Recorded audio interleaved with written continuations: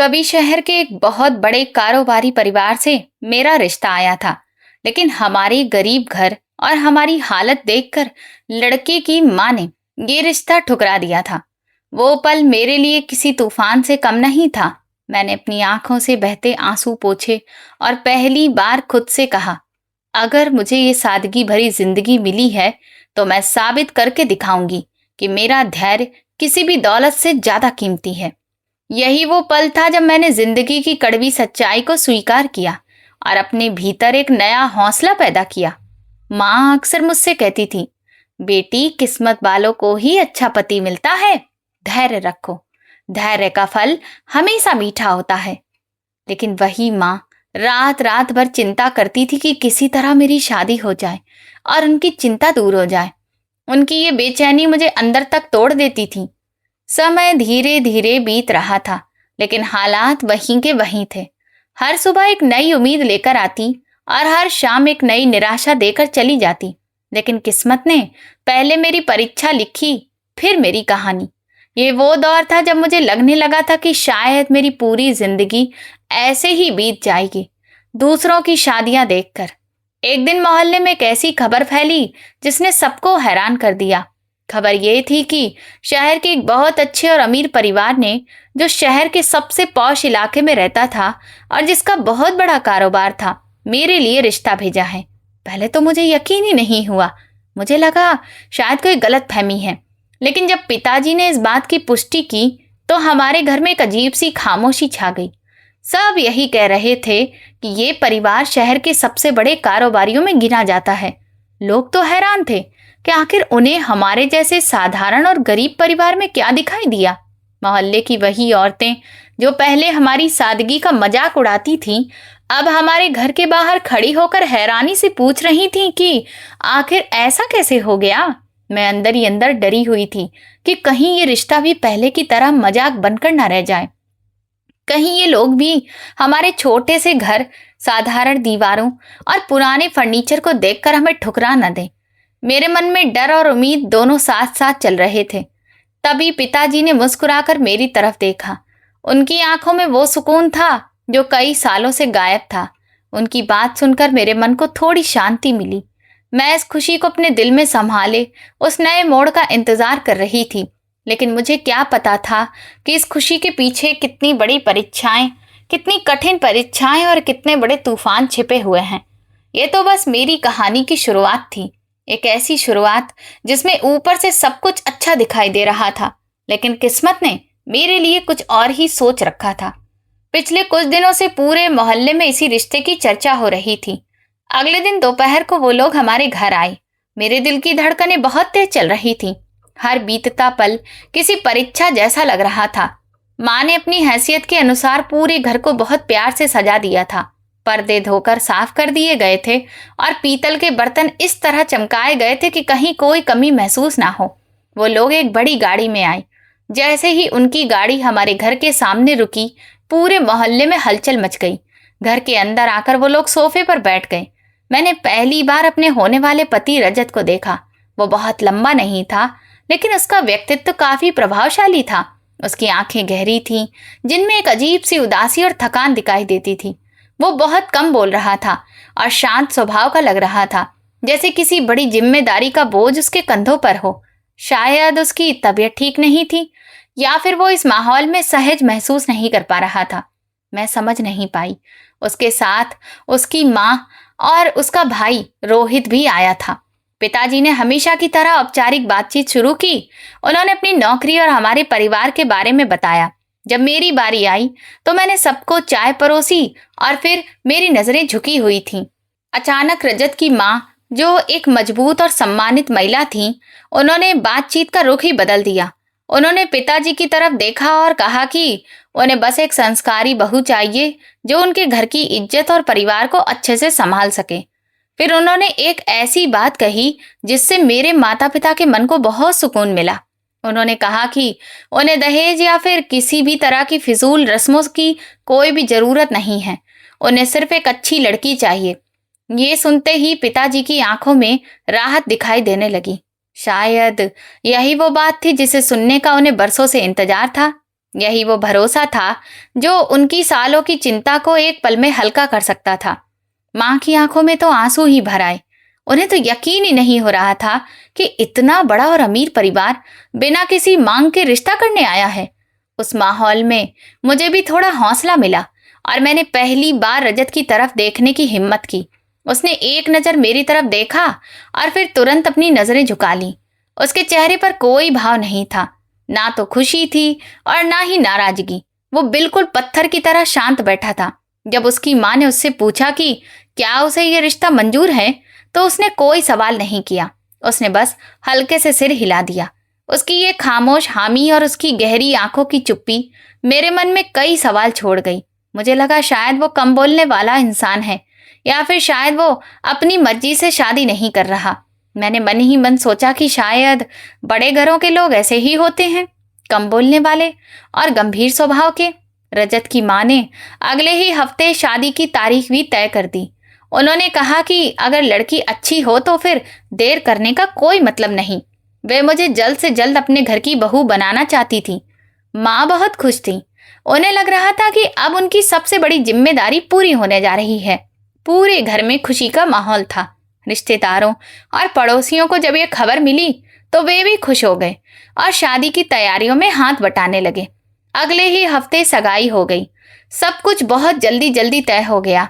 रजत के परिवार की सादगी देखकर मुझे तो हैरानी हुई। उन्होंने कभी भी कोई फिजूल की रस्म नहीं निभाई। मेरे लिए सिर्फ एक साधारण सी सोने की अंगूठी लाई गई। मुझे लगा जैसे वे हमारे घर की आर्थिक स्थिति को समझ रहे हैं। उनकी ये सादगी मुझे और भी भरोसा दिला रही थी, लेकिन फिर भी मेरे मन में एक अनजाना सा डर बना हुआ था। मैंने खुद को समझाया कि शायद यही मेरी किस्मत है। मैंने पूरी कोशिश की कि अपने मन की बेचैनी को खत्म कर दूं, लेकिन एक दिन जब मैं और रजत अकेले बैठे थे तो मैंने उससे उसकी पसंद और नापसंद के बारे में पूछा। उसने बस इतना कहा कि मैं अच्छी हूँ। उसने मेरी आंखों में देखकर भी बात नहीं की। मुझे बार बार महसूस हो रहा था कि उसके मन में कोई ऐसी बात है जो उसे अंदर ही अंदर परेशान कर रही है। उसकी आंखों में एक छिपा हुआ दुख साफ दिखाई देता था, लेकिन वो उसे किसी से कहना नहीं चाहता था। उस समय मैंने खुद को रोक लिया और उससे ज्यादा सवाल नहीं किए। मैं नहीं चाहती थी कि हमारा रिश्ता शुरुआत में ही किसी कड़वाहट का शिकार हो जाए। मैंने सोचा कि शादी के बाद जब हम एक दूसरे को अच्छे से जानेंगे और साथ रहेंगे, तब धीरे धीरे हमारे बीच प्यार भी पैदा हो जाएगा। मैंने उसके व्यवहार को, उसकी व्यस्तता और कारोबार के दबाव का असर मान लिया। उस समय किस्मत जैसे मुस्कुरा रही थी, लेकिन आज जब सोचती हूँ कि शायद वो मुस्कान सिर्फ दिखावा थी। किस्मत पहले से जानती थी कि ये कहानी इतनी आसानी से खत्म होने वाली नहीं है, क्योंकि असली कहानी तो शादी के बाद शुरू होनी थी, जब दो अजनबी एक साथ जिंदगी बिताने लगते हैं और उनके बीच छिपी हुई सच्चाइयां धीरे धीरे सामने आने लगती हैं। वो दिन तेजी से करीब आ रहा था और मुझे उसकी जरा भी खबर नहीं थी। शादी की जिन रातों के बारे में मैंने खूबसूरत सपने देखे थे, वे बहुत जल्द एक डरावनी सच्चाई में बदल गईं।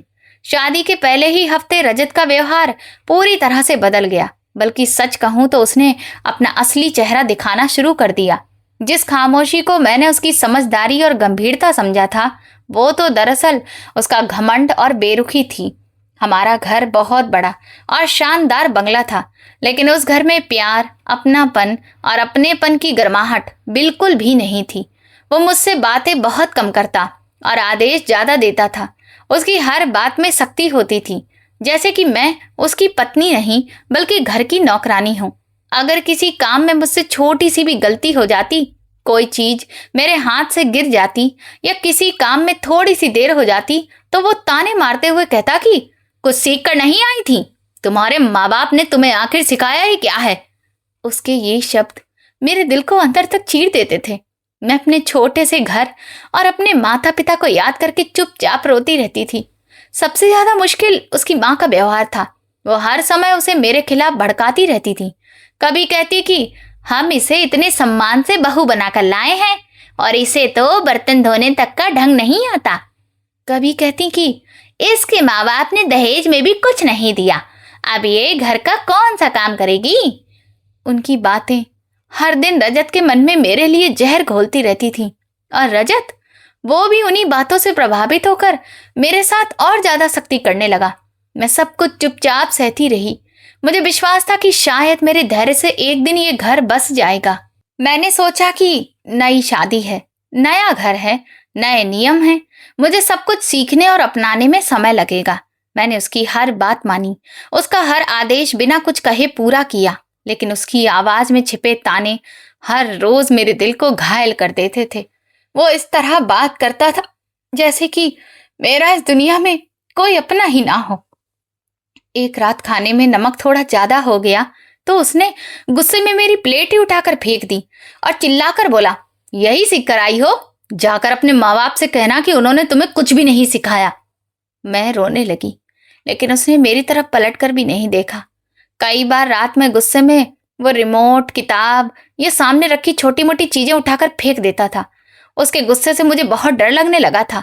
मुझे लगने लगा कि शायद मुझ में कोई कमी है, शायद मैं इतने बड़े घर की बहू बनने के लायक ही नहीं हूं। मैंने अपनी पढ़ाई, अपने हुनर और अपने सारे सपनों को भुलाकर खुद को सिर्फ घर के कामों तक सीमित कर लिया।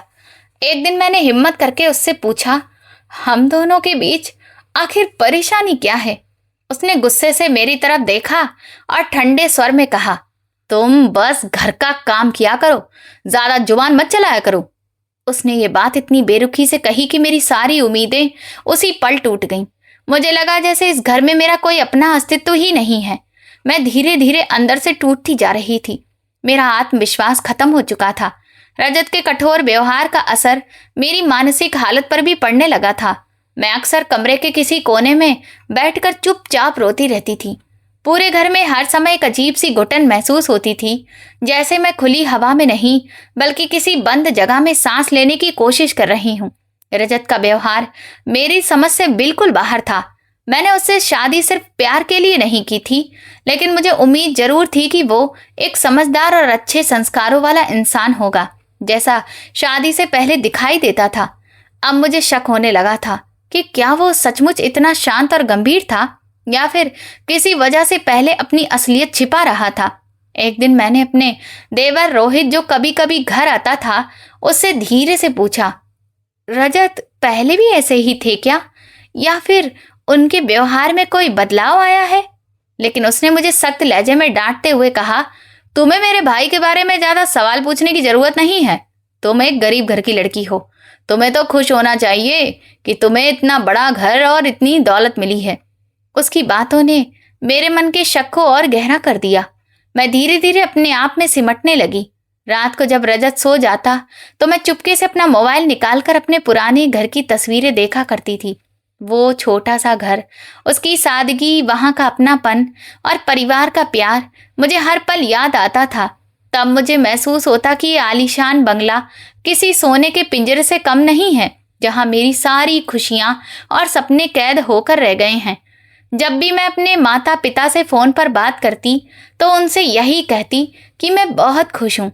माँ मेरी आवाज में आई उदासी को महसूस कर लेती थी, लेकिन मैं उन्हें यही कहकर समझा देती कि नए घर में खुद को ढालने में थोड़ा समय लग रहा है। मैं नहीं चाहती थी कि मेरी वजह से वे परेशान हो। एक शाम जब रजत दफ्तर से लौटा तो वो बहुत गुस्से में था। पूरे दिन की झुंझलाहट उसने मुझ पर निकालनी शुरू कर दी। एक छोटी सी बात पर उसने मुझे बहुत अपमानित किया और जोर से चिल्लाकर कहा, तुम मेरी जिंदगी पर एक बोझ हो। उसके ये शब्द मेरे दिल को चीर गए। मैं सोचने लगी कि अगर मैं सचमुच उसके लिए बोझ हूं तो फिर वो मुझे इस तरह घर में क्यों लाया। उसी पल मेरे मन में यह ख्याल आया कि शायद उसने मुझसे शादी सिर्फ अपने परिवार की इज्जत बचाने के लिए ही की थी, या फिर शायद वो किसी और से प्यार करता था और मजबूरी में मुझसे शादी करनी पड़ी।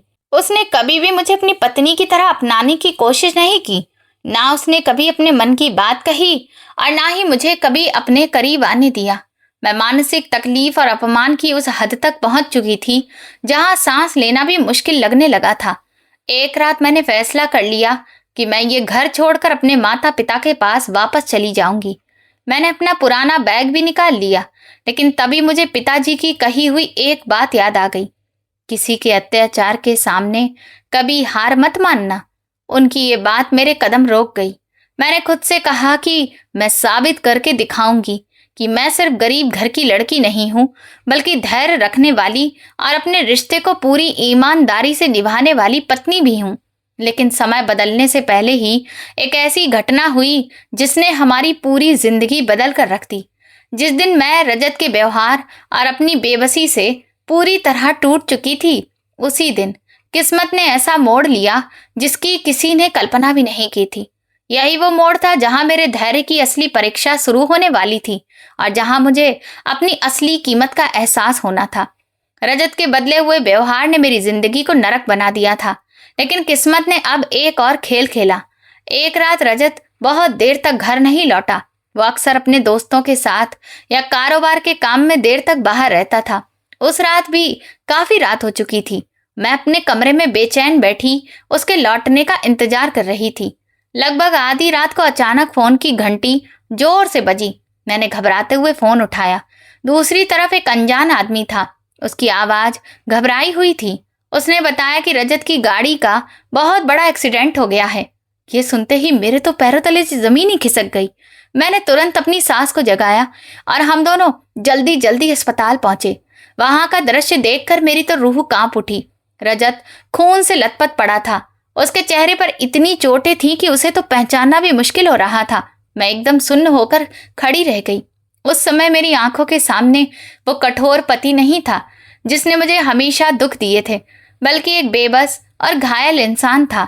डॉक्टरों ने हमें आईसीयू के बाहर इंतजार करने को कहा। करीब 3 घंटे बाद डॉक्टर बाहर आए। उनके चेहरे पर गंभीरता साफ दिखाई दे रही थी। उन्होंने धीमी आवाज में कहा, हमारे पास अच्छी खबर नहीं है। रीढ़ की हड्डी में गंभीर चोट आई है और शरीर का निचला हिस्सा काम करना बंद कर सकता है। सिर पर भी गहरी चोट लगी है। कई महीनों तक इनके चलने फिरने की कोई उम्मीद बहुत ही कम है। हो सकता है कि पूरी जिंदगी इन्हें बिस्तर पर ही रहना पड़े। ये सुनकर मुझे लगा जैसे पूरी दुनिया मेरी आंखों के सामने अंधेरी हो गई हो। मैं सोचने लगी कि ये क्या हो गया। जो इंसान हर समय मुझ पर हुक्म चलाता था, जिसे 1 मिनट की भी देरी पसंद नहीं थी, वही आज अस्पताल के बिस्तर पर पूरी तरह बेबस पड़ा था। मेरी सास वहीं बैठकर जोर जोर से रोने लगी। मैंने अपने सारे दुख, गिले शिकवे और पुराने जख्म एक तरफ रख दिए और खुद को संभाल लिया। उस समय मेरे मन में उसके पुराने व्यवहार को लेकर कोई कड़वाहट नहीं बची थी। मैंने पिताजी को फोन किया। उनकी आवाज सुनते ही मैं फूट फूट कर रो पड़ी। पिताजी ने सिर्फ 2 बातें कही, लेकिन उन्हीं 2 बातों ने मुझे नई ताकत दे दी। उन्होंने कहा, बेटी, ये बदला लेने का समय नहीं है, सेवा करने का समय है। पिताजी की बातें सुनकर मुझे नया साहस मिला। मैंने डॉक्टरों से इलाज की पूरी जानकारी ली।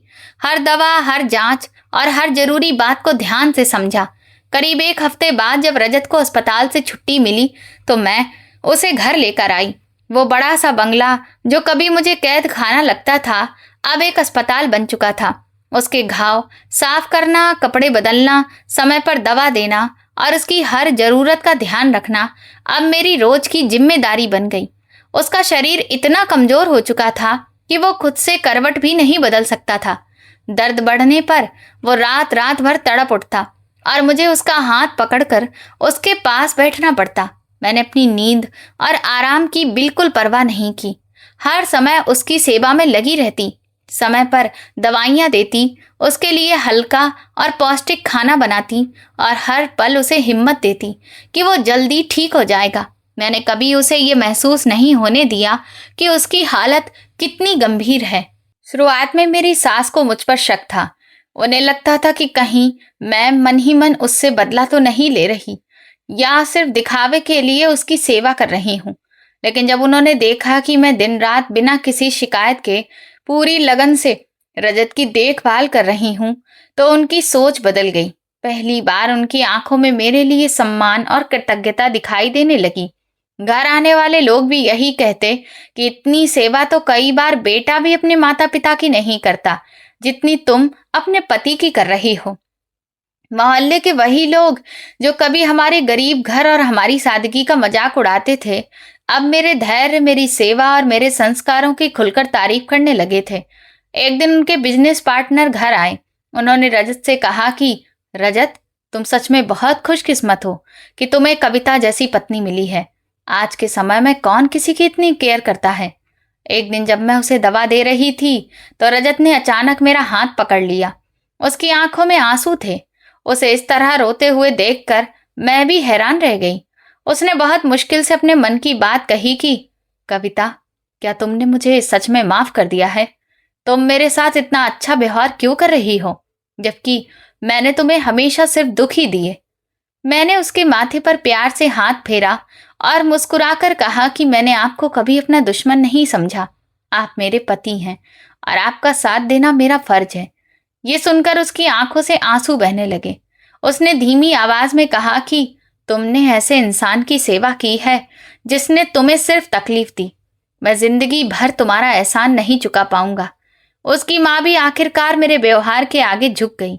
एक दिन उन्होंने मेरे पास आकर कहा कि बेटी, तुमने मेरे बेटे को नई जिंदगी दी है।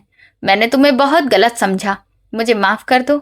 समय धीरे धीरे आगे बढ़ता गया। मौसम बदले और रजत की तबीयत भी धीरे धीरे सुधरने लगी। डॉक्टर भी हैरान थे।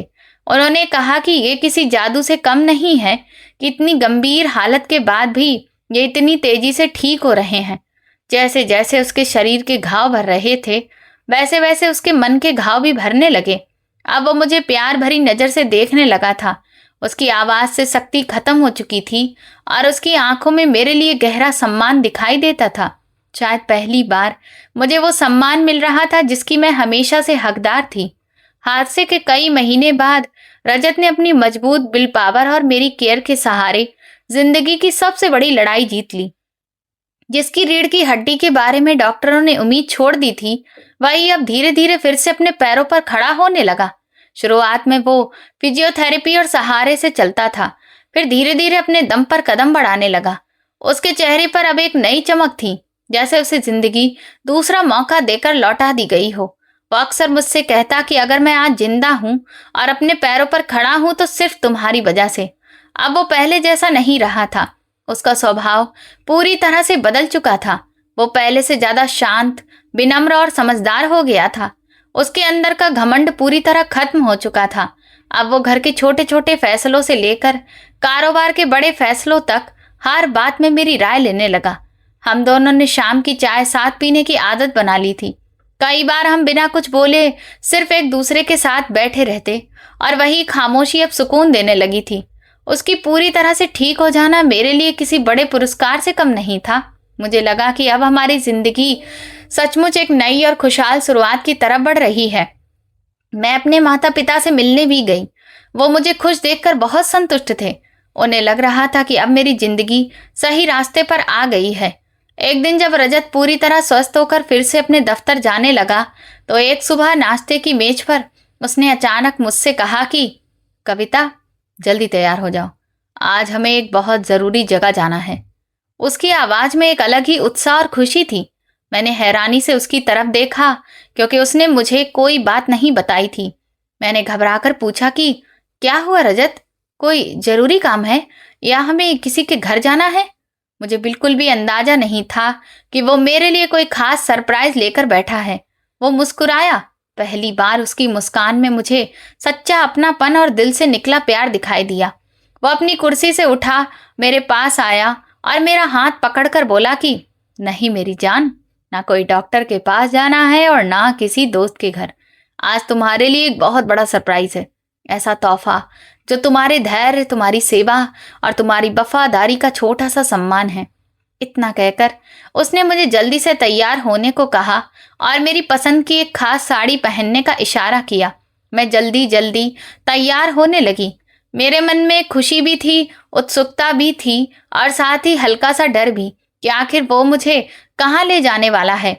मैंने सोचा शायद वो मुझे कोई महंगा सा गहना, नई कार या कोई और कीमती तोहफा देने जा रहा है। हम दोनों गाड़ी में बैठे और शहर के सबसे पॉश और महंगे इलाके की तरफ चल पड़े। वहां चारों तरफ ऊंचे ऊंचे बंगले, खूबसूरत बगीचे और शांत सड़कें थीं। कुछ देर बाद गाड़ी एक बहुत ही शानदार और आलीशान बंगले के सामने जाकर रुकी। वो पूरे इलाके का सबसे बड़ा और सबसे खूबसूरत घर था। सच कहूं तो वो सिर्फ एक बंगला नहीं, किसी महल से कम नहीं लग रहा था। सफेद पत्थरों से बना हुआ विशाल बंगला, चारों तरफ फैले हरे भरे बगीचे, बड़ा सा मुख्य दरवाजा और धूप में चमकती कांच की खिड़कियां। मैं हैरानी और खुशी से वहीं खड़ी रह गई। मेरे मुंह से एक शब्द भी नहीं निकल रहा था। मैंने रजत की तरफ देखा और पूछा कि रजत, ये किसका घर है? क्या हम किसी के घर मेहमान बनकर आए हैं? वो हल्का सा मुस्कुराया और बोला कि नीचे उतर जाओ कविता, आज तुम्हारी जिंदगी बदलने वाली है। अब तुम्हें किसी के घर मेहमान बनकर जाने की जरूरत नहीं पड़ेगी। इतना कहकर उसने चाबियों का एक गुच्छा मेरे हाथ में रख दिया और बोला कि ये घर अब तुम्हारा है। मैंने अविश्वास से उन चाबियों को देखा। मुझे लग रहा था जैसे मैं कोई सपना देख रही हूं। मैंने कांपती आवाज में पूछा कि आप आप ये क्या कह रहे हैं रजत? उसने मेरी तरफ प्यार से देखते हुए कहा कि जब तुम दिन रात जागकर मेरी सेवा कर रही थी, मेरी जिंदगी बचाने की कोशिश कर रही थी, मैंने मन ही मन सोचा था कि अगर मुझे दूसरा जीवन मिला तो मैं तुम्हें दुनिया की हर खुशी दूंगा। ये उसी इच्छा की शुरुआत है। ये खबर धीरे धीरे पूरे मोहल्ले में फैल गई। हमारे पुराने घर के आसपास भी लोग इसी बात की चर्चा करने लगे। सब कहते थे कि रजत ने अपनी पत्नी को इतना बड़ा बंगला उपहार में दिया है। ये उसकी सेवा, उसके धैर्य और उसके प्यार का सम्मान है। लोग मेरे माता पिता के घर जाकर उन्हें बधाइयां देने लगे। मुझे लगने लगा कि ये मेरी निष्ठा, मेरी सेवा और मेरे सच्चे मन का फल है, जिसने मेरे पति के कठोर दिल को भी बदल दिया। उस दिन पहली बार मुझे अपने ऊपर गर्व महसूस हुआ कि मैंने मुश्किल समय में अपने रिश्ते का साथ नहीं छोड़ा। लेकिन जब मैंने रजत के चेहरे को ध्यान से देखा तो वहां खुशी जरूर थी, पर उसके पीछे एक अजीब सी उदासी भी छिपी हुई थी। ऐसा लग रहा था जैसे उसके मन पर कोई बहुत भारी बोझ हो। वो बार बार मेरी तरफ देखता, जैसे कुछ कहना चाहता हो, लेकिन हर बार चुप रह जाता। मैंने उसके इस अजीब व्यवहार को उसकी बीमारी से उबरने की थकान समझकर नजरअंदाज कर दिया। मुझे लगा शायद अभी भी वो पूरी तरह सामान्य नहीं हुआ है। मैंने अपने मन को समझाया और उसके साथ बंगले के अंदर चली गई। जैसे ही हम अंदर पहुंचे, वहां मौजूद नौकरों ने हमारा स्वागत किया। अंदर का नजारा देखकर मेरी आंखें खुली की खुली रह गईं। हर चीज नई, सुंदर और बहुत कीमती थी। ऐसा लग रहा था जैसे मैं किसी सपनों की दुनिया में आ गई हूँ। मुझे महसूस हुआ कि मेरी जिंदगी का एक नया अध्याय शुरू हो चुका है। लेकिन मुझे क्या पता था कि अगले ही दिन मेरी दुनिया एक बार फिर बदलने वाली है। ये बंगला, जो मुझे मेरी खुशकिस्मती की निशानी लग रहा था, अपने भीतर एक बहुत बड़ा राज छिपाए हुए था। ऐसा राज जो एक बार फिर मेरे धैर्य और मेरे विश्वास की कठिन परीक्षा लेने वाला था। नए बंगले में जाने से ठीक एक दिन पहले, जब मेरे मन में खुशी के साथ हल्की सी बेचैनी भी थी, तभी मेरा देवर रोहित अचानक हमारे घर आ गया। उसे देखकर मैं हैरान रह गई, क्योंकि शादी के बाद से उसने कभी भी मेरे साथ अपनापन नहीं दिखाया था। पढ़ाई के लिए वो ज्यादातर बाहर ही रहता था। वो आते ही चुपचाप बाहर का दरवाजा बंद करने लगा, जैसे नहीं चाहता हो कि किसी को उसके आने का पता चले। उसने मेरी तरफ बहुत ही अजीब और चिंतित नजरों से देखा। पहली बार उसकी आंखों में पहले वाली सख्ती नहीं थी। उसकी जगह एक बनावटी हमदर्दी दिखाई दे रही थी। उसने धीमी आवाज में कहा, मुझे आपसे बहुत जरूरी और बहुत नाजुक बात करनी है। उसकी गंभीर आवाज सुनकर मेरा दिल जोर जोर से धड़कने लगा। मैंने घबराकर पूछा, क्या हुआ रोहित? क्या रजत ठीक है? सब ठीक तो है? मेरे मन में सबसे पहले रजत की सेहत का ख्याल आया। उसके पूरी तरह ठीक होने के बाद मैंने कभी नहीं सोचा था कि फिर से उसकी तबीयत खराब हो सकती है। रोहित ने कहा, रजत तो ऊपर से बिल्कुल ठीक है, लेकिन अंदर ही अंदर वो तुम्हें धोखा दे रहा है। उसने खुद को मेरे सामने एक हमदर्द की तरह पेश करते हुए कहा, देखो कविता, तुमने उसकी इतनी सेवा की है, दिन रात उसकी देखभाल की है। मैं नहीं चाहता कि कल जब सब लोग वहां इकट्ठा हों तब वो सबके सामने तुम्हारी बेइज्जती करे। इसलिए मैं ये कड़वा सच पहले ही तुम्हें बता रहा हूं। उसकी ये बात सुनकर मेरा दिल जोर से धड़कने लगा। उसके शब्द ऐसे थे जैसे किसी ने सीधे मेरे विश्वास पर वार कर दिया हो। मैंने हैरानी से उसकी तरफ देखा और कहा, भैया, आप ये क्या कह रहे हैं? कैसा धोखा? आप जानते हैं कि मैंने कितनी तकलीफें उठाई हैं। आपके भाई की जिंदगी बचाने में मैंने कोई कमी नहीं छोड़ी, फिर वो मुझे धोखा क्यों देंगे? रोहित ने अपनी आंखों में आंसू लाने की कोशिश करते हुए कहा, जैसे कि उसे मेरे दर्द का बहुत एहसास हो। उसने कहा, मेरे भाई ने तुम्हारे साथ बहुत बड़ा धोखा किया है और ये कोई नई बात नहीं है। ये बहुत पुरानी कहानी है जो अब खत्म होने वाली है। वो तुम्हारी सेवा की कदर करता है, लेकिन उसके दिल में आज भी किसी और के लिए प्यार है। फिर उसने और भी चौंकाने वाली बात कही। उसने कहा, मैंने अपनी आंखों से देखा है, वो एक औरत के साथ उस नए बंगले में जाता है। वो कोई और नहीं बल्कि उसकी पुरानी प्रेमिका है, जिससे वो तुम्हारी शादी से पहले शादी करना चाहता था। अब उसने उसी औरत के लिए वो बंगला खरीदा है। अपनी बात को सच साबित करने के लिए रोहित ने एक कहानी भी सुनाई। उसने कहा, 2 दिन पहले मैंने रजत को शहर के पॉश इलाके में देखा था। उसके साथ एक बहुत ही खूबसूरत और समझदार दिखने वाली औरत थी। वो दोनों उसी बंगले के पास एक दुकान में गए थे। मुझे शक हुआ तो मैंने उनका पीछा किया। वहां मैंने देखा कि वो औरत बंगले की सुरक्षा में तैनात लोगों से बात कर रही थी। बाद में मुझे पता चला कि वो रजत की बिजनेस पार्टनर है और वही बंगला उसी के लिए खरीदा गया है। मेरी पूरी दुनिया जैसे हिल गई।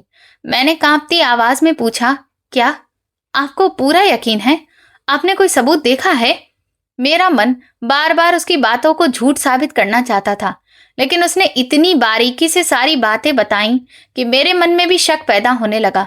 मुझे रजत की वो रातें याद आने लगी जब वो एक्सीडेंट से पहले देर देर तक बाहर रहता था और फोन पर धीरे धीरे किसी से बातें किया करता था। रोहित ने आके कहा, कल वो सबके सामने सच बताने वाला है। सच ये है कि जब वो अस्पताल में था तब उसने वकील को अपनी वसीयत के लिए नहीं बल्कि अपनी संपत्ति बांटने की तैयारी के लिए बुलाया था। वो तुमसे छुटकारा पाना चाहता था, लेकिन तुम्हारी सेवा देखकर शर्मिंदा हो गया। अब जब वो पूरी तरह से ठीक हो गया है तो वो अपने पुराने इरादे पूरे करेगा। उसने मेरी तरफ देखकर कहा, वो बंगला तुम्हारे लिए नहीं खरीदा गया है, वो उसी औरत के नाम पर होने वाला है। तुम्हारी सेवा का बदला वो किसी और तरीके से देकर तुम्हें अपनी जिंदगी से अलग कर देगा। इतना ही नहीं, उसने मेरे मन में और जहर घोलते हुए कहा, कल उस बंगले में एक बड़ी पार्टी रखी गई है। वहीं वो सबके सामने उस औरत को अपनी जिंदगी में शामिल होने वाली महिला के रूप में सबको बताएगा। तुम वहां जाकर अपनी बेइज्जती मत करवाना। बेहतर यही होगा कि तुम कल उसके साथ जाओ ही मत और ये घर छोड़ दो। उसकी बातें सुनकर मेरा दिल बैठ गया। ऐसा लगा जैसे मेरी सांसें रुक गई हों। मेरी सारी उम्मीदें, मेरा विश्वास और मेरा धैर्य एक पल में बिखर गया। रोहित के जाने के बाद मैं कमरे में अकेली बैठी रही। मेरा मन बार बार रजत के पिछले कुछ दिनों के व्यवहार को याद करने लगा। मुझे याद आया कि ठीक होने के बाद भी वो देर रात तक अपने कमरे में फोन पर व्यस्त रहता था। जब भी मैं पूछती वो सिर्फ यही कहता, कारोबार की बातें हैं। उसके चेहरे पर जो गंभीरता और चुप्पी मैंने अब तक बीमारी की थकान समझी थी, अब वही मुझे किसी छिपे हुए राज का संकेत लगने लगी। उस रात मेरी आंखों में बिल्कुल नींद नहीं आई। डर ने मेरे पूरे मन को घेर लिया था। तभी मुझे पिताजी की कही हुई बात याद आई, किसी के अन्याय के सामने कभी हार मत मानना। मैंने उसी समय फैसला कर लिया कि मैं भागूंगी नहीं। मैं कल उस बंगले में जरूर जाऊंगी। अगर सच में कोई दूसरी औरत है तो मैं उससे भी मिलूंगी और रजत से भी पूछूंगी कि मेरी निष्ठा, मेरे प्यार और मेरी सेवा की आखिर यही कीमत थी। पूरी रात मैं जागती रही। डर और बेचैनी मेरे मन में लगातार बढ़ते रहे। रजत की नीयत पर मेरा भरोसा डगमगा चुका था और हमारे रिश्ते की मजबूत दीवार में पहली बार दरार पड़ गई थी। अगले दिन मैं भारी मन से उसके साथ चलने के लिए तैयार हुई। मुझे महसूस हो रहा था कि आज मेरी जिंदगी की सबसे कठिन परीक्षा होने वाली है। मैंने अपने चेहरे पर हल्की सी मुस्कान लाने की कोशिश की ताकि रजत मेरे मन का तूफान न पड़ सके। मेरे दिल के किसी कोने में अब भी ये उम्मीद बची हुई थी कि शायद ये सब रोहित की कोई चाल हो, लेकिन उसके शब्द मेरे मन में गहरे उतर चुके थे। मैं एक अजीब सी उलझन में थी। एक तरफ रजत के बदल चुके व्यवहार और उसके ठीक हो जाने की खुशी थी, दूसरी तरफ रोहित की कही हुई हर बात मेरे मन में बार बार गूंज रही थी। हम दोनों गाड़ी में नए बंगले की तरफ जा रहे थे। रास्ते भर रजत बार बार मेरी तरफ देखकर मुस्कुराता और पूछता, कविता, तुम इतनी घबराई हुई क्यों लग रही हो? तुम तो बिल्कुल चुप हो। क्या तुम खुश नहीं हो? रजत ने मुस्कुराकर पूछा। मैंने अपने मन का दर्द छिपाते हुए बड़ी मुश्किल से मुस्कुराकर कहा, नहीं रजत, ऐसी कोई बात नहीं है, बस थोड़ा थक गई हूँ। जिंदगी में इतनी बड़ी खुशी और इतना बड़ा बदलाव एक साथ मिला है ना। आपने इतना बड़ा सरप्राइज दिया है, इसलिए अभी भी मुझे यकीन नहीं हो रहा। मेरे मन में तूफान चल रहा था, लेकिन मेरे चेहरे पर उसकी कोई झलक नहीं थी। मेरी आवाज भी पूरी तरह सामान्य थी। रजत ने मेरा हाथ पकड़कर कहा, तुमने मेरे लिए जो कुछ किया उसके सामने ये बंगला कुछ भी नहीं है। उसकी ये बात सुनकर मेरे मन का शक फिर से जाग उठा। क्या वो सच बोल रहा था या ये सब सिर्फ एक दिखावा था? उसकी आवाज में जो गहरी गंभीरता थी वो मुझे बेचैन कर रही थी। ऐसा लग रहा था जैसे वो अपने मन में कोई बहुत बड़ा राज छिपाए बैठा हो। कुछ ही देर में हमारी गाड़ी बंगले के मुख्य रास्ते पर पहुंच गई। वो आलीशान बंगला फिर से मेरी आंखों के सामने था। गाड़ी मुख्य दरवाजे के सामने रुकी। ड्राइवर ने दरवाजा खोला और रजत बाहर निकलकर मेरी तरफ आया। उसने मेरा हाथ थाम कर कहा, चलो, आज का दिन सिर्फ तुम्हारा है और ये पूरा घर भी तुम्हारा है। मेरी आंखों में आंसू भर आए, लेकिन वे खुशी के नहीं थे। वे डर, असमंजस और टूटते हुए विश्वास के आंसू थे। मुझे हर पल यही डर सता रहा था कि कहीं अगले ही क्षण वो दूसरी औरत मेरे सामने ना आ जाए और मेरी सारी दुनिया बिखर ना जाए। मैंने खुद को बार बार समझाया कि शायद रोहित ने मुझसे झूठ कहा होगा, लेकिन उसके शब्द अभी भी मेरे मन में कांटे की तरह चुभ रहे थे। रजत ने शायद मेरे आंसुओं को खुशी के आंसू समझा। उसने प्यार से मेरा हाथ दबाया और मुस्कुरा दिया। धीरे धीरे बंगले का बड़ा दरवाजा खुला और हम दोनों अंदर चले गए। सामने एक बहुत बड़ा और शानदार हॉल था। पूरे हॉल को आधुनिक और सुंदर ढंग से सजाया गया था। हर चीज अपनी जगह पर करीने से रखी हुई थी। रोशनी का ऐसा इंतजाम था कि पूरा हॉल चमक रहा था। हॉल के एक कोने में एक बड़ी और बेहद खूबसूरत पेंटिंग लगी हुई थी। उसे देखते ही मेरे मन में ख्याल आया कि शायद यह उसी औरत की पसंद होगी। मैंने तुरंत अपनी नजरें दूसरी तरफ फेर ली, जैसे कि मैं उसके होने की कल्पना भी नहीं करना चाहती थी। हॉल के अंदर कुछ लोग पहले से मौजूद थे। उनमें रजत के कारोबारी साथी, उसका वकील और कुछ ऐसे लोग भी थे जिन्हें मैं पहचानती नहीं थी। मैंने एक एक चेहरे को गौर से देखा, लेकिन वहां कोई भी ऐसी औरत दिखाई नहीं दी जिसके बारे में रोहित ने बताया था। मेरे मन का बोझ थोड़ा हल्का जरूर हुआ, लेकिन पूरी तरह खत्म नहीं हुआ। मैंने सोचा शायद वे बाकी लोग मेहमान होंगे या फिर उसी साजिश का हिस्सा जिसके बारे में रोहित ने मुझे बताया था। रजत मुझे धीरे धीरे आगे लेकर गया। हॉल के बीचों बीच एक बड़ी मेज रखी हुई थी, जिसके चारों तरफ कई लोग खड़े थे। मेज पर कुछ कानूनी दस्तावेज रखे हुए थे, जिन पर आधिकारिक मोहर लगी हुई थी। उन कागजों को देखते ही मेरा डर फिर से बढ़ गया। मेरे मन में सवाल उठने लगे, क्या ये इस बंगले के कागज हैं या फिर तलाक के दस्तावेज? रोहित की कही हुई बात मुझे फिर याद आने लगी कि रजत ने वकील से संपत्ति बांटने की बात की थी। मैं अभी भी डरी हुई थी कि कहीं ये सारी खुशी सिर्फ एक छलावा ना हो। मैंने वहां मौजूद वकील और बाकी लोगों की तरफ देखा। सभी लोग बड़ी ही गंभीरता से मेरी तरफ देख रहे थे। तभी वे धीरे धीरे मेरे पास आए और मुझे बधाई देने लगे, लेकिन उनकी बधाई में भी एक अजीब सी गंभीरता थी। मैं समझ ही नहीं पा रही थी कि आखिर ये सब हो क्या रहा है। ये लोग यहाँ क्यों आए हैं और ये मुझे किस बात की बधाई दे रहे हैं? तभी वहां मौजूद एक बुजुर्ग व्यक्ति मेरे पास आए। उन्होंने मेरा हाथ पकड़कर कहा, बेटी, तुमने जिस निस्वार्थ भाव से अपने पति की सेवा की है, ये उसी का तोहफा है। उनकी बात सुनकर मैं और भी उलझ गई, क्योंकि यही लोग रजत की पुरानी जिंदगी से जुड़े हुए थे और उनका व्यवहार रोहित की कही हुई बातों से बिल्कुल अलग था। अब मेरे मन में सवालों का सैलाब उमड़ने लगा। क्या सचमुच रोहित मुझसे झूठ बोल रहा था? क्या ये सब उसकी कोई चाल थी या फिर रजत ने आखिरी समय पर अपना फैसला बदल दिया था? डर, जिज्ञासा और शक तीनों मिलकर मेरे मन को बेचैन किए जा रहे थे। तभी रजत मेरे पास झुककर धीरे से बोला, खुश हो? उसकी आवाज में अभी भी एक गहरी भावुकता थी जिसे मैं अब पहचानने लगी थी। मैंने जबरदस्ती मुस्कुराकर कहा, बहुत ज्यादा। लेकिन सच ये था कि उस समय मेरे अंदर इतनी हिम्मत नहीं थी कि मैं पूरी सच्चाई का सामना कर सकूं। रजत ने एक बार फिर मेरी तरफ देखा और मुस्कुरा दिया। उसकी मुस्कान में ऐसा अपनापन था कि एक पल के लिए मुझे लगा जैसे मेरी सारी चिंताएं बेकार थीं। मैंने सोचा शायद सचमुच रोहित ने झूठ बोला था और ये बंगला वास्तव में मेरे लिए ही खरीदा गया है। लेकिन मेज पर रखे हुए दस्तावेज और वकील का गंभीर चेहरा बार बार मुझे याद दिला रहे थे कि अभी असली सच सामने आना बाकी है। पूरे हॉल में फैली हुई खामोशी किसी आने वाले तूफान का संकेत दे रही थी। वहां मौजूद लोगों के गंभीर चेहरे और मेज पर रखे कागज साफ बता रहे थे कि अब कोई बहुत बड़ी बात सामने आने वाली है। मैंने अपने मन को मजबूत कर लिया। अब मैं रजत के असली इरादे जानने के लिए पूरी तरह तैयार थी, चाहे वो सच्चाई मेरी पूरी दुनिया ही क्यों ना बदल दे। हॉल के बीचों बीच रखी बड़ी मेज के चारों तरफ वकील, गवाह और कई जरूरी दस्तावेज लिए लोग खड़े थे। जैसे ही मैं रजत के साथ उस मेज के पास पहुंची, वहां मौजूद सभी लोगों ने बड़े सम्मान से मेरी तरफ देखा और पूरे हॉल में एक गहरी खामोशी छा गई। मैंने घबराकर रजत की तरफ देखा। उसके चेहरे पर इस बार एक शांत, आत्मविश्वास से भरी और सुकून देने वाली मुस्कान थी, लेकिन मैं साफ महसूस कर सकती थी कि रजत बाहर से चाहे जितना शांत दिख रहा था, अंदर से वो बहुत डरा हुआ और कमजोर था। उसका चेहरा पहले से ज्यादा पीला पड़ गया था।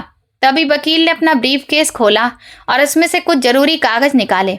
उसने गला साफ किया और कहा कि श्रीमती कविता, आज हम सब यहाँ आपके पति रजत की इच्छा से इकट्ठा हुए हैं। उसने कुछ पल रुककर मेरी तरफ देखा, जैसे वो कोई बहुत बड़ी बात बताने वाला हो। फिर उसने कहा कि आपकी निस्वार्थ सेवा, आपके धैर्य और आपकी वफादारी से प्रभावित होकर श्रीमान रजत ने एक बहुत बड़ा फैसला लिया है। उसने गहरी सांस ली और आगे कहा कि ये बंगला जिसमें हम इस समय खड़े हैं और रजत जी की सारी संपत्ति, उनकी सभी कंपनियां, कारोबार और उनकी मेहनत से बनाई गई हर चीज आज से आपके नाम की जा रही है। ये पूरा हस्तांतरण कानूनी रूप से पूरा किया जा चुका है और उनकी वसीयत के अनुसार इन सभी संपत्तियों की एकमात्र अधिकारिणी आप होंगी।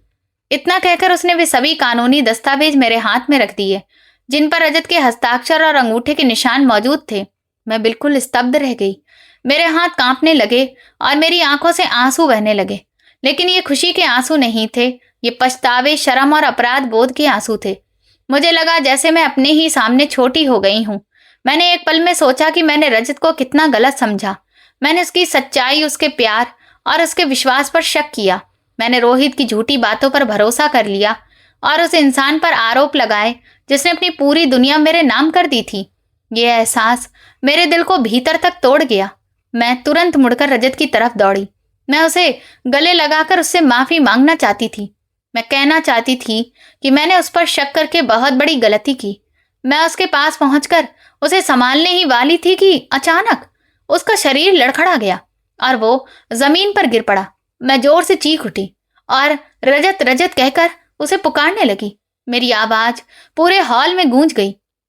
वहां मौजूद सभी लोग तुरंत उसकी तरफ दौड़े। मैं उसके पास घुटनों के बल बैठ गई और उसे बार बार हिलाने लगी, लेकिन वो तो बिल्कुल शांत पड़ा था। उसके चेहरे पर एक अजीब सा सुकून था, जैसे उसने अपना सबसे बड़ा फर्ज पूरा कर लिया हो। वहां मौजूद लोगों में वो डॉक्टर भी था जो लंबे समय से रजत का इलाज कर रहा था। डॉक्टर तुरंत उसके पास आया। उसने उसकी नब्ज देखी, दिल की धड़कन जांची और कुछ पल बाद बहुत दुखी होकर सिर झुका लिया। उसने धीमी आवाज में कहा कि मुझे बहुत दुख है, इन्हें तेज दिल का दौरा पड़ा। इनका दिल पहले से ही कमजोर था और इतनी भावुक स्थिति को वो सहन नहीं कर पाए। कुछ मिनट पहले ही इनका निधन हो चुका है। डॉक्टर की ये बात सुनते ही मुझे लगा जैसे पूरी दुनिया मेरे ऊपर टूट पड़ी हो। मेरी सारी खुशियां, मेरा सहारा, मेरा जीवन साथी, वो इंसान जिसने आखिर में मुझे इतना सम्मान दिया, हमेशा के लिए मुझसे दूर जा चुका था। उस पल ये बंगला, ये दौलत और ये सारी संपत्ति मेरे लिए बिल्कुल बेकार हो गई। मैं रजत के सीने पर सिर रखकर वहीं जमीन पर बैठ गई और फूट फूट कर रोने लगी। तभी अचानक मुख्य दरवाजा तेजी से खुला और मेरा देवर रोहित अंदर आ गया। उसने अंदर आते ही पूरे माहौल को समझ लिया। जब उसे पता चला कि रजत अब इस दुनिया में नहीं रहे, तो एक पल के लिए उसके चेहरे पर अजीब सी चमक दिखाई दी, लेकिन अगले ही पल उसकी नजरें मेरे हाथ में पकड़े हुए दस्तावेजों पर पड़ी। वो सब समझ गया और उसके चेहरे का रंग उड़ गया। उसने तुरंत अपना व्यवहार बदल लिया और दुखी भाई बनने का नाटक करने लगा। वो मेरी तरफ उंगली उठाकर जोर जोर से चिल्लाने लगा कि तुमने मेरे भाई को मार दिया। ये सब तुम्हारी वजह से हुआ है। तुम्हें सिर्फ उसकी दौलत चाहिए थी। तुमने उन्हें कभी भी चैन से जीने नहीं दिया। तभी वकील ने सख्त आवाज में उसे रोकते हुए कहा कि बस अब एक शब्द भी नहीं। आपको तुरंत यहाँ से बाहर जाना होगा। ये घर और रजत जी की पूरी संपत्ति अब कानूनी रूप से श्रीमती कविता के नाम पर हो चुकी है। वसीयत पूरी तरह से लागू हो चुकी है। ये सुनते ही रोहित के पैरों तले से जमीन खिसक गई। उसने मेरे हाथों में रखे कागजों को देखा। उसके चेहरे पर गुस्सा, हैरानी और हार का ऐसा मिला जुला भाव था जिसे शब्दों में बयान करना मुश्किल था। उसकी पूरी चाल नाकाम हो चुकी थी। वो पागलों की तरह चीखने लगा। उसने अपने बाल नोचने शुरू कर दिए और मेरी तरफ बढ़कर चिल्लाया कि आखिर मेरे भाई ने इस गरीब घर की लड़की को सब कुछ क्यों दे दिया। फिर गुस्से में रोहित के मुंह से वो सच निकल गया जिसे वो इतने दिनों से छिपाकर बैठा था। उसका ये भयानक कबूलनामा सुनकर पूरे हॉल में सन्नाटा छा गया। वो जोर जोर से चिल्लाते हुए बोला कि हाँ, मैंने ही उस एक्सीडेंट की साजिश रची थी। मुझे पता था कि वो इस बंगले और अपनी पूरी मेहनत से कमाई हुई संपत्ति के कागज किसी और के नाम करने वाला है। ये कोई पैतृक या पारिवारिक संपत्ति नहीं थी, बल्कि उसकी अपनी कमाई हुई दौलत थी। मैंने ही गाड़ी के ब्रेक कटवाए थे ताकि वो मर जाए और उसकी सारी जायदाद मुझे मिल जाए। मैंने ये सब सिर्फ इस दौलत के लिए किया था, लेकिन उसने मुझे कुछ भी नहीं दिया। उसने अपनी पूरी मेहनत से कमाई हुई संपत्ति इस गरीब घर की लड़की के नाम कर दी।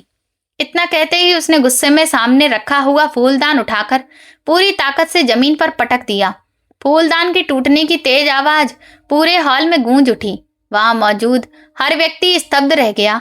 वकील भी कुछ पल के लिए अवाक रह गया। किसी को यकीन नहीं हो रहा था कि एक भाई सिर्फ दौलत के लालच में अपने ही भाई की जान लेने की साजिश कर सकता है। उस समय रोहित का चेहरा गुस्से और लालच से इतना भयानक लग रहा था कि उसे देखकर हर किसी के रोंगटे खड़े हो गए। तभी अचानक 2 पुलिस अधिकारी हॉल के अंदर आए।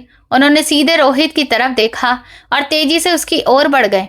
पुलिस इंस्पेक्टर ने सख्त आवाज में कहा कि हमारे पास पहले से ही इस मामले से जुड़े कुछ सबूत मौजूद थे, लेकिन अब तुमने सबके सामने खुद अपना जुर्म कबूल कर लिया है। इतना कहते ही पुलिस ने रोहित को गिरफ्तार कर लिया। वो छूटने की बहुत कोशिश करता रहा, लेकिन अब बहुत देर हो चुकी थी। मैं वहीं अपने पति रजत के निर्जीव शरीर के पास बैठी रही। मेरी आंखों से लगातार आंसू बह रहे थे। मैं सोच रही थी कि मेरे धैर्य, मेरी निस्वार्थ सेवा और मेरी सच्ची निष्ठा ने आखिरकार मुझे सम्मान भी दिलाया और न्याय भी। लेकिन ये सब मुझे उस इंसान की अंतिम विदाई के साथ मिला जिसे मैं अब कभी वापस नहीं पा सकती थी। तभी मुझे वो खुशखबरी याद आई जो मैं आज रजत को बताना चाहती थी। आज सुबह ही जब हमारे रिश्ते की सारी दूरियां खत्म हो गई थीं और हम दोनों एक दूसरे के फिर से करीब आए थे, तब मुझे पता चला था कि हमारे प्यार की निशानी अब मेरी कोख में पल रही है। मैं मां बनने वाली थी।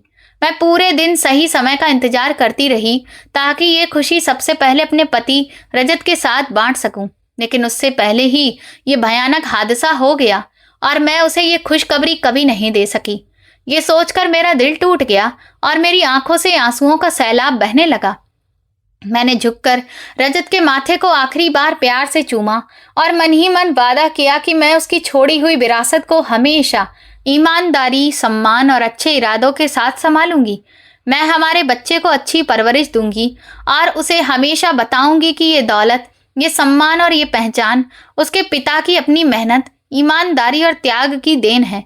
मेरी कहानी आखिरकार ऐसे मोड़ पर आकर खत्म हुई जहां मेरी निष्ठा, मेरे धैर्य और मेरे अच्छे कर्मों ने मुझे सम्मान भी दिलाया और न्याय भी।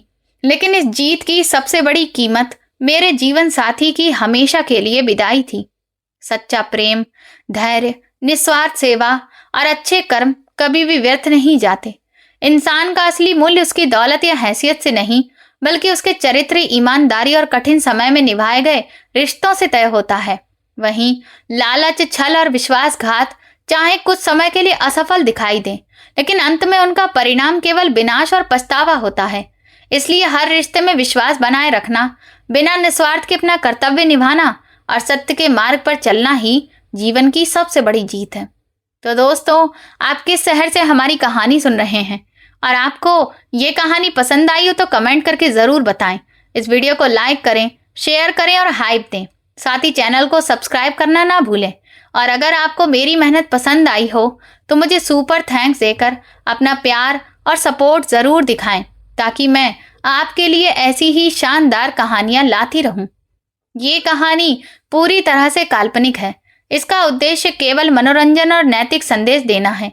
कहानी के सभी पात्र, घटनाएं, स्थान और संवाद लेखक की कल्पना पर आधारित हैं। यदि किसी व्यक्ति, घटना, संस्था या स्थान से इसकी कोई समानता प्रतीत होती है तो वो मात्र संयोग है। इस कहानी का उद्देश्य किसी व्यक्ति, समुदाय, संस्था या भावना को ठेस पहुंचाना नहीं है। धन्यवाद।